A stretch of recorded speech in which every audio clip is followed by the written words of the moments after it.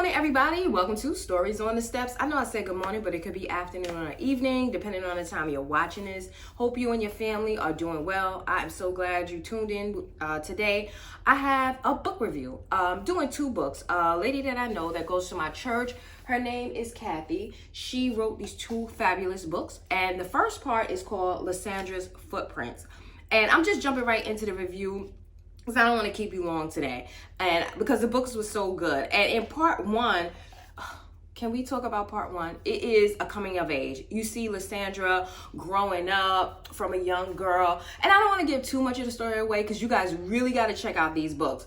But she's dealing with some demons, y'all. She can't sleep at night. It's a fight and a struggle. But you see her growing up, dealing with her issues in life. And then it kind of ends with her going into, becoming a woman, starting her life, getting a family, meeting guys. And this book, I really liked it because it just reminded me of my childhood. It reminded me of the things that we like to do. Double dutch, summer fun, riding the bikes. And a young girl, she grew up in Jersey City. The girl Lisandra in the book, she grew up in Jersey City. And like I said, part one, it really is a coming of age book. You get to meet Lisandra and her family, learn all the interesting stories about them. So the author is Kathy. I'm going to try to pronounce her last name, Mazyck, M-A-Z-Y-C-K. But I'll put all her information in where you can purchase a copy. Now, part one, like I said, is called Lisandra's Footprints. Now, part two, you know how you always have a favorite. Part two, it's my favorite. Oh my gosh. So part two is called Barely Underwater, Lisandra's Footprints 2.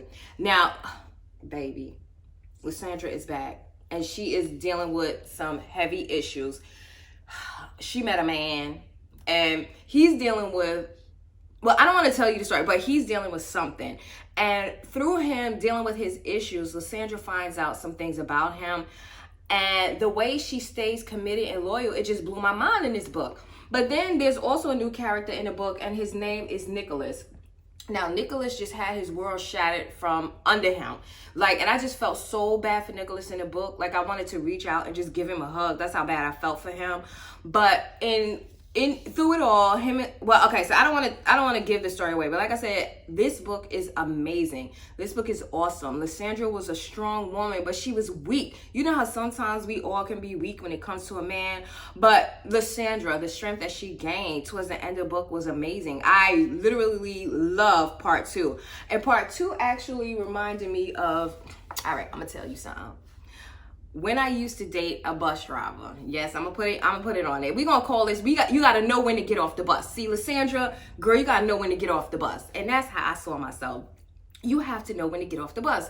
Like I said, I'm gonna tell a short story. Many years ago, I met this guy. He was a bus driver. We're gonna call him Mr. B. Now, Mr. B had that LL swag, you know what I'm saying, talking all smooth. So of course when I saw him, I was like, oh, I want to be standing at the bus stop sucking on a lollipop type chick with him. But when I met him and we started talking, of course he told me I have a situation. As soon as a man says situation, ladies, run. But with him, his situation was that he was seeing a girl only because he needed some place to live.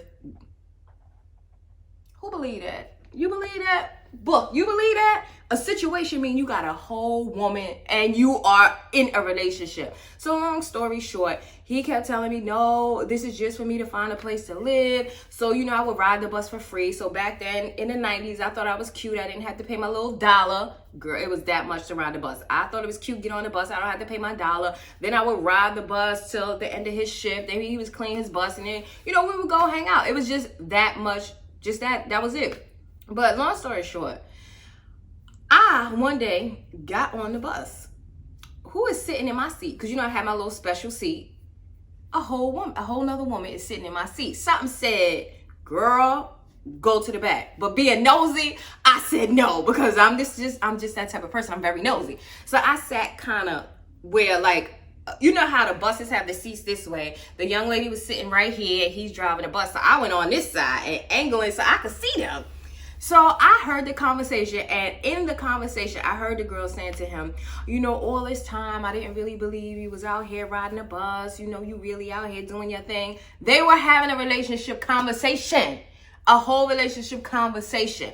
So you know what that showed me? Girl, you need to know how and when to get off the bus. Like, I could have stayed there and said, oh, tried to cause problems. But my thing is, this young lady clearly did not know what her man was doing.